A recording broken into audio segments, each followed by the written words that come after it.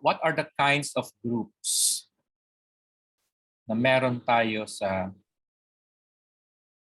school, sa society? Primary group, secondary group, teen group, reference group, peer, circle, gang. Ito yung mga terms that denotes groups. Okay. We have the first one, integrated group. The members have common action in the shared meanings and values. Kasi integrated. When I say integrated, you have, let's say for example, yung mga group ninyo, organization, like our NOPTI, National Organization of Professional Teachers Incorporated, because we have common goal, we have common action. We have the aim of, or this is a group of teachers with the aim of helping one another through different activities, seminars, the board exams, and so on. Because we have shared values and aspirations. What else? Crowd. Members act together on the basis of a shared emotion and feelings, as in religious revival meetings, revolutionary mob, or a panic. Kung saan merong crowd. Let's say you are speaking in front of a crowd, discussing something. So that is on the basis of shared emotion and feelings. Like prayer meetings, kung meron kang crowd. What else? Kung meron kang political meetings, yung crowd mo, yung audience. Pero yung crowd, syempre, they have, the basis is a shared emotion. Pero yung audience naman, without interaction among members. Kahit sino lang. Kaya yung pagkakaiba. Audience or mass are members acting together on the basis of common attitudes without interaction among members. Like people at a film showing. What else? Kung meron kang, let's say, meeting the avance. Follower mo lahat yun, pero walang interaction from them among the members. Okay? Yun yung pagkakaiba ng audience at saka crowd. Yung crowd, syempre, may interaction. Kumbaga, magkakilala kayo lahat, followers mo sila. And then the public, this refers to a number of people in some form of community coming together for a common agreement to have common interests, but do not necessarily come to a common agreement or in some form of community. Okay, so may or may not have common agreement. Public. So, kumbaga, ito yung palaki ng palaki ang members. Integrated, ang lawak kumbaga ng iyong sakop. Crowd, if you want a better, we have audience, and then public yung pinaka-malawak. So, those are types of schools, groups that can be agent of cultural change. What else? The school also is an agent of modernization. Modernization. The school is responsible for updating each learners, teachers, and the whole parent community about the needs, about the demands of the future. Educational systems are focused on future needs of students, not only students, teachers, the whole parent community, all stakeholders of the school. Changes which are mostly attempts to modernization are being discussed in the school. Siyempre, sometimes we are presenting state-of-the-art facilities, advancement of technology, new researches, innovations, doon lahat natututunan sa school. The elements of cultural change which leads to modernization, like development of oral and written communication and other modern means of communication. Siyempre, nung kami or nung kayo ay nag-aaral, ang ang sa ano lang noon ay noong college kami hindi pa uso ang email. Hindi pa uso ang Messenger. Meron man noon pero Yahoo Messenger. Pero ngayon, ang dami ng electronic way of correspondence. High-tech na ang communication. Halimbawa, tayo, when we call our family members in the Philippines noon, kailangan pang mag-exert na bumili ng card, ng load para lang makatawag. Pero ngayon, anytime, you can have video calls.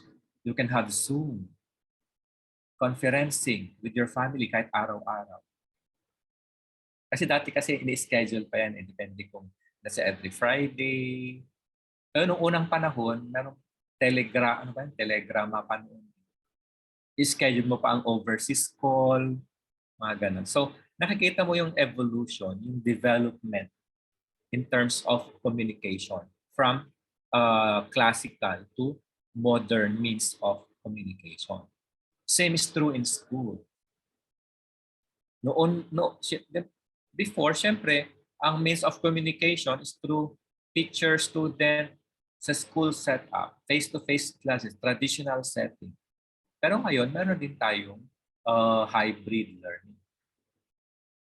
Improvement of science and technology in all fields. Those are all agent of modernization. Para maging ano naman siya, modernize. Other functions of the school serves as multi-purpose institution. Siyempre, ang school lang naman, di lang naman para matuto. It is also for the holistic domain of an individual, not only to train the mind, not only to deliver learning or knowledge to our students. It provides training of the mind, teaches the basics, problem solving and critical thinking, promotes social integration and enculturation, accelerates adjustment of society. Those are other functions of the school. Kasi hindi lang naman limited sa pagtuturo. That's why we are tackling this sociological foundations of education. Kasi ang laki ng contribution ng society, ng environment sa education, sa pag-aaral ng bata. Third is church. A lifetime school of learning. Education from the church through the Bible. What else? History. Yung Persia na ngayon ay Iran. Mesopotamia na ngayon ay Iraq. What else? Prophecies. Di ba? If we are fond of reading or listening to prophecies, makikita natin dun sa scripture about earthquake, famine, calamities, and so on. Na nangyari din before na let's say na-prophesize din na mangyayari and nangyari naman talaga. Divine values. It is in the church where we can acquire love, practice hope, faith, wisdom. So church also is of great contributory as an institution, as a social institution. According to Stark, religion is the socially defined patterns of belief concerning the ultimate meaning of life. It assumes the existence of supernatural, like for example, belief in the higher order. O kaya tayo, syempre, sa Christianity, we have we believe in one God. Doctrine of salvation. We are doing the right things because we believe that in doing so, we will be saved. Right of conduct, religious rituals. Okay, so church as a basic institution in the society is also a good social institution that performs socialization process. And this one, sabi kanina, 3 lang, di ba? Primary 2. I added to government. Because government is an institution entrusted with making and enforcing the rules of a society, as well as regulating relations with other societies. Kasi kung wala tayong government, magiging chaos din ang society. Mahirap ding magturo, mahirap ding mag-impart ng knowledge kung wala tayong sinusunod na rules and regulations. Wala tayong common na, let's say for example, Department of Education. That's a component of the government na nag-regulate sa educational sector. If we will not follow Department of Education, magiging magulo ang educational system natin. So that's why I put there government. Types of government: democracy. This is the one we are enjoying. Monarchy, kagaya ng sa yung kila King Charles, kila Queen Elizabeth. Ilang countries ang hawak niya, mga 11, parang gano'n. New Zealand, Australia, Canada, UK, that's monarchy. What else? Authoritarianism. Parang monarchy din that is ruled by a king. So, totalitarianism. May discuss naman natin to later on sa social dimensions. So, government is also one of the primary agents of socialization process. Family, school, church, and fourth is government. Kasi sa government, diyan natin natututunan ang mga social problems. Growing groups and countries experience various societal problems brought about by various factors. Ano ba yung mga social problems? Ito, juvenile delinquency, crimes, alcoholism, suicide, drug addiction, racial discrimination or prejudice, industrial conflict, poverty, graft and corruptions, and many others. These are just some of the social problems that, of course, we continue to resolve, but we need to be aware of it. Why? Siyempre, para na alam natin kung paano natin i-deal. Paano din tayo makatulong sa iba. Should they should they experience the following social problems.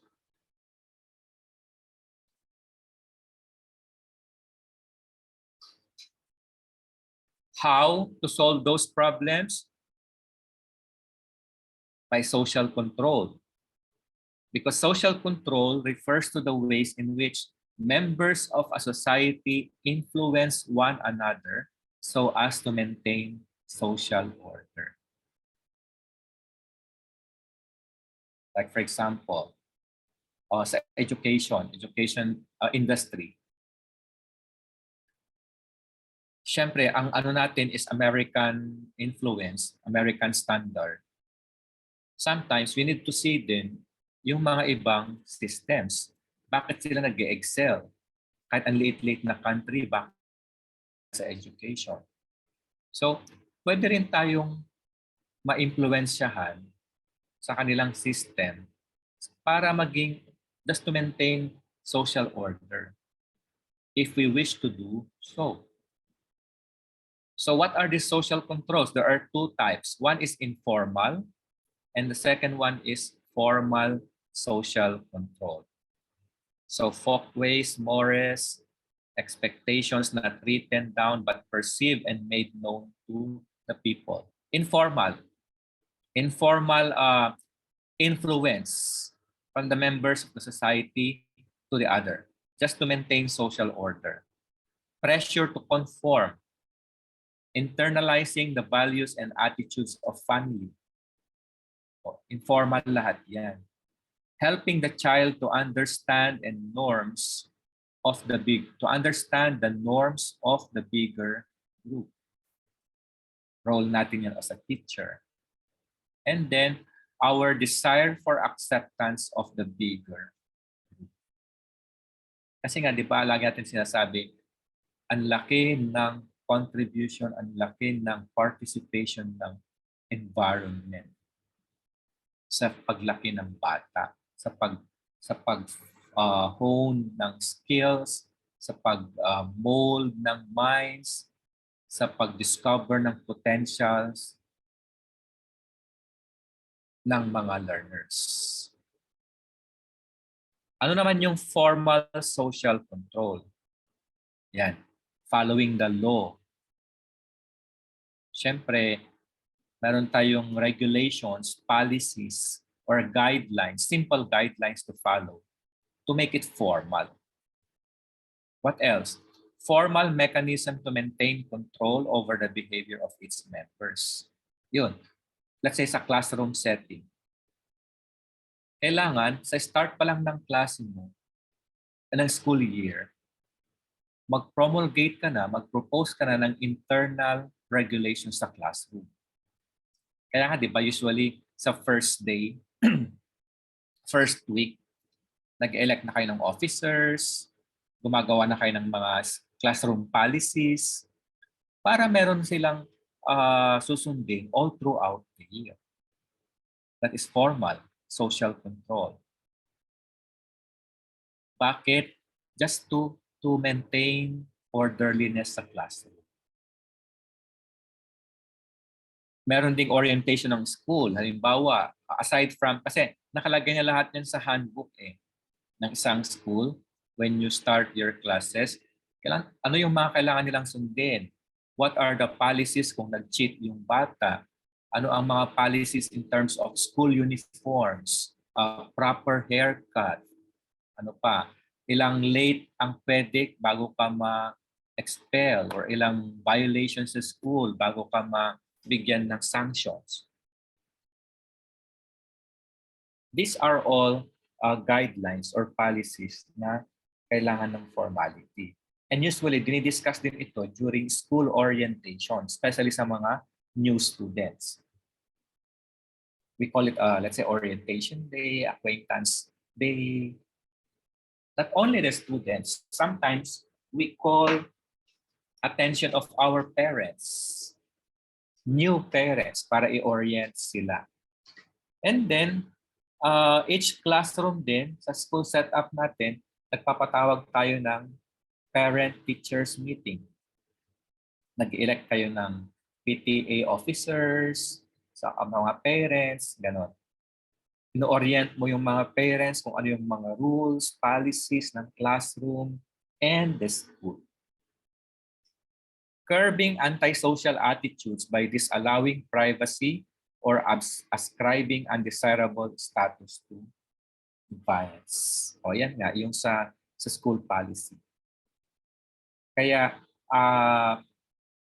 pag bago ka sa isang school, siyempre sasabihan mo na papipirmahin mo yung bata at magulang, okay, you are accepted, admitted in this school, provided that you need to abide by the rules of the school. Para minsan maiwasan ang mga reklamador, mga reklamo sa school. Kasi sasabihin minsan, lalo na dito sa sa abroad, sobrang powerful ng mga magulang. Complain dito, complain dyan, kahit konting complain, tawag sa school, complain. Kaya minsan, pag naririndi ka na, kung same parent yung nagko-complain, sabihin mo na lang, minsan lang sabi mo na lang na, ma'am, bakit pa kayo nag-i-stay sa school? Kung wala naman pala kayong satisfaction. 3 taon na kayo nagko-complain about dito, about dyan. And in fact, nung pumasok kayo sa school, pumirma kayo that you need to follow rules, diba? Embrace the culture of the school. Kasi minsan maraming ganun na sasabihin na lang na, ako kung alam ko lang na ganito palang school na to, hindi ko ipapasok ang anak ko dito. So, ibig sabihin, hindi siya na-orient. Hindi siya maka-adjust kung anong setup, anong culture ng school meron. Maraming ganyan sa ating mga parents. So, kaya todo complain. Kaya halos everyday nagko-complain. Kaya meron tayong school policies. Kaya sabihin mo, ma'am, nasa handbook po natin yan. Ganito, ganyan, section 1. Basahin niyo po na kailangan niyang mag-uniform sa ganitong araw. Kailangan niyang magpa-haircut every first Monday of the month. Na hindi kayo pwedeng mag-exam kung hindi kayo nakabayad ng, let's say, tuition for the first quarter. Lahat ng ganun. Dapat nandun lahat naka-enter sa policy. And of course, lahat naman ng school policy, naka-approve yan kung saan tayo kung sinong nag-regulate sa atin. Like DepEd. Dito naman, Minister of Education, PHDA. So kailangan din tayong naka-align sa kanilang policies.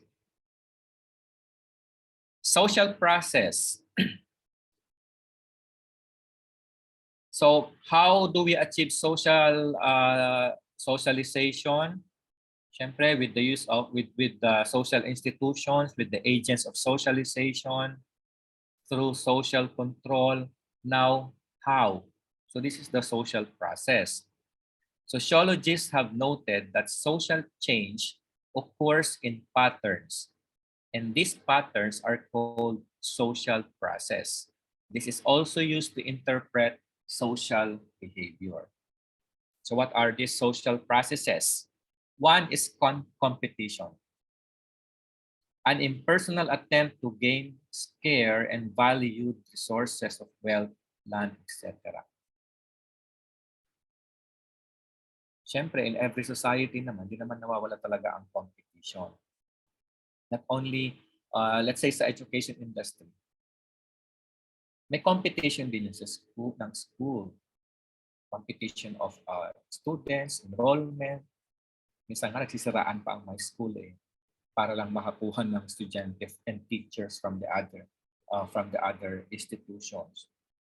So there's always a competition. Pero syempre as professionals working in a school or an institution, we should always make every competition healthy.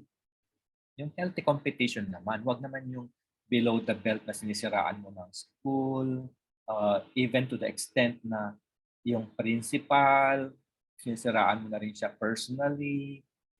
Wag ganun naman. Conflict. It involves the use of deliberate power. Siyempre sa society, meron tayong mga leaders sa government as an agent of change. Meron conflict, especially in the use of deliberate power, authority. Diyan naman lagi nag-uumpisa ang conflict sa deliberation of power. Next is accommodation. The conscious adjustment and compromise among conflicting groups to live without conflict. Di ba sa ating sa psychological foundations meron tayong accommodation and assimilation. Sa schema, if you remember, pag accommodation na siya, nag-a-adjust na siya. Pero yung assimilation, you are learning and accepting the schema. Diba? Same is true with the social process. Assimilation, you are learning and accepting the belief of one group, the values of another group, so that they gradually become virtually indistinguishable. Kumbaga, ina-accommodate mo siya and ina-assimilate mo yung mga conflicts, values sa society. Because that is a process. So the process of adjusting consciously and compromising among conflicting groups to live without conflict is called accommodation. Otherwise, if you learn and accept, that is assimilation. Okay? So those are processes na nangyayari sa society. Now, sociology of education. What then is the implication now of education from the society? So what is the sociology of education now?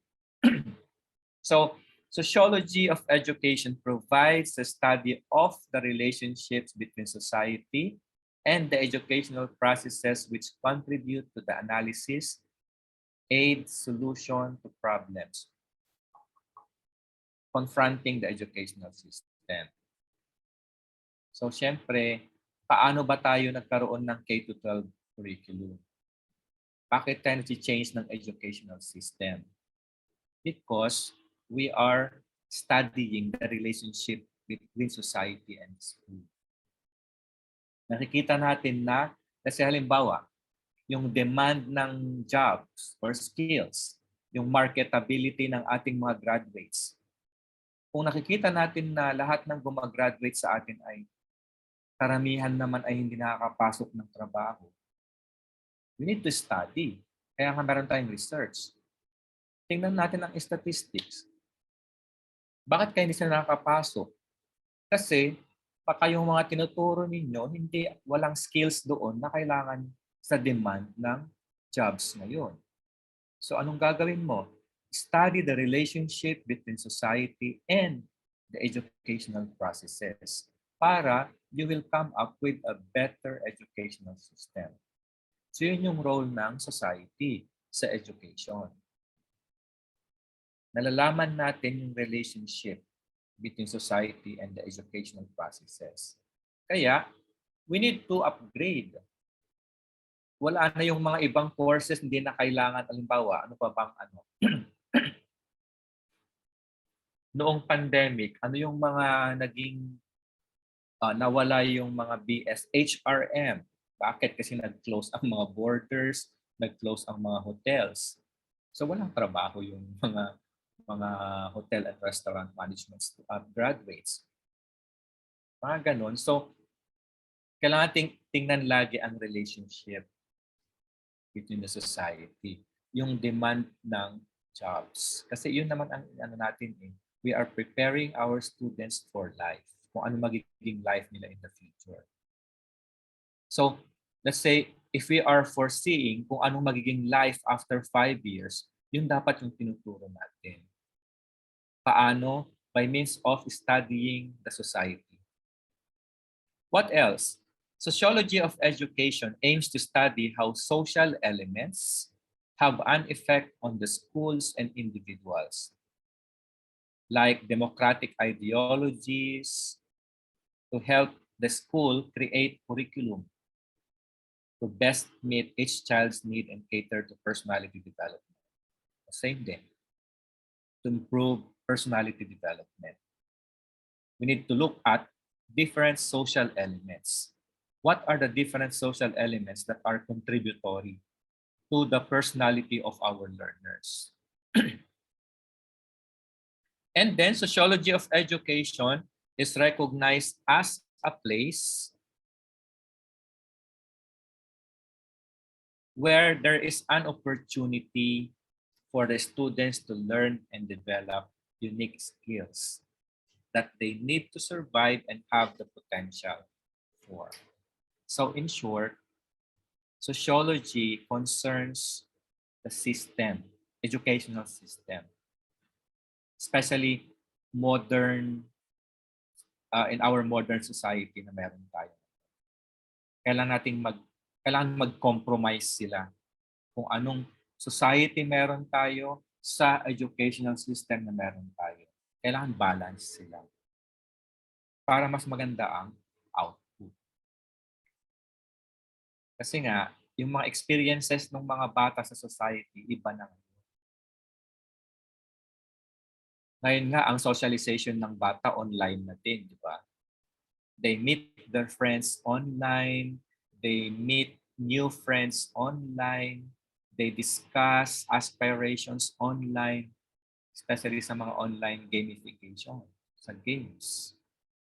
Doon sila minsan natututo, nakakakilala ng iba. So, kung tutuusin, nagiging electronic na din ang socialization. Kasi dito sa abroad, mga bata, minsan lang naman lumalabas para makipag-communicate, makipag-socialize sa kanilang kapwa students. Kasi ang socialization na nila is electronic, through online na din. Kasi deprived naman kasi sila dito, very limited ang kanilang Kaya lahat binubuhos nila sa school. Minsan yung mga hindi nila magawa sa bahay, sa school nila binubuhos. Okay? So that is sociology of education. Yun yung sociological foundations of education. Yun ang importance niya. Okay po? So, aside from that, let's proceed to anthropology naman. So, ang sociology sa society, ano naman ang anthropology? Anthropology is the science that studies the origin and development of man, his work and achievements, which include the study of physical, intellectual, moral, social, and cultural development of man, including customs. So, kasama pa rin ang culture. Kumbaga, ang anthropology, specific siya rather. Yung sociology, general. Okay? General means yung buong society. Yung anthropology naman is titignan nila yung experiences, what else, development of man, achievements ng mga tao before, para mai-align nila sa educational system na meron tayo. Like yung mga customs nila, belief, and so on. Culture. Ito nga. The shared products of human learning, the set of learned behaviors, that's also culture, belief, attitudes, values, and ideals that are characteristics of a particular society or population. Kaya minsan, nagtataka tayo, bakit yung mga ibang lahi, ganito ang ginagawa nila? Eh, syempre, yun ang culture nila. Kaya hindi mo pwedeng sabihin na, no, that's wrong. Wrong sa'yo, para sa kanila, hindi. Diba? Because we have different culture. We have different shared products of human learning. We have different set of learned behaviors, values. So anong gagawin? We need to respect. Kaya ang hirap magturo minsan sa isang diverse class na ang daming iba-ibang lahi. And ultimately, magkakaiba rin sila ng culture. Minsan, magpapaalam na lang isang bata, Sir, I need to go to the mosque. Kasi magpe-pray ako. I need to go to the prayer room. Kasi he needs to observe his own belief and culture. Ayun yung mga Muslims.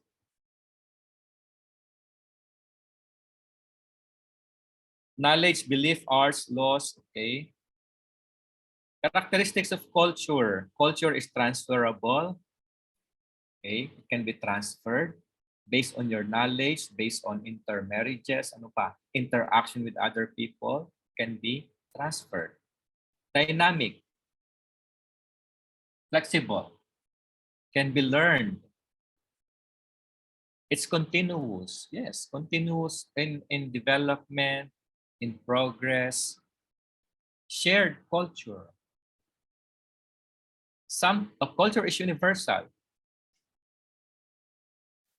Kasi iba-iba naman tayo ng culture talaga. Kaya universal siya. Each of the continents, each of the country, each of the religion, meron silang sariling culture. Symbolic. Kanya-kanya naman kasi may symbolism sila. Meron din tayo sa culture natin. Kung sa atin, very, let's say, ano ba yun? Meron yung culture, halimbawa na sinasanto nila yung isang bagay. Tayo naman, iba. Sa kanila, iba din.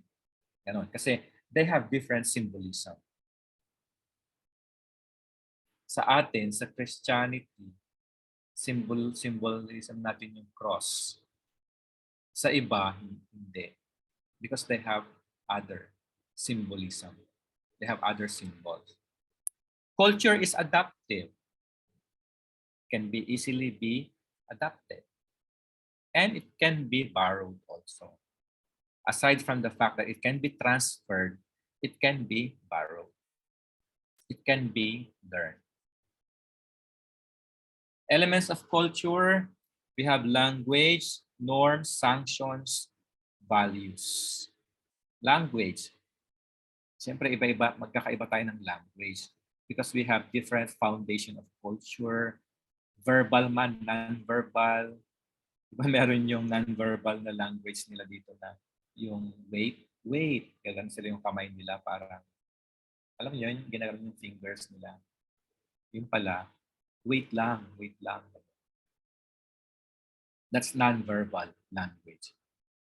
Kasi kasama yung sa culture nila.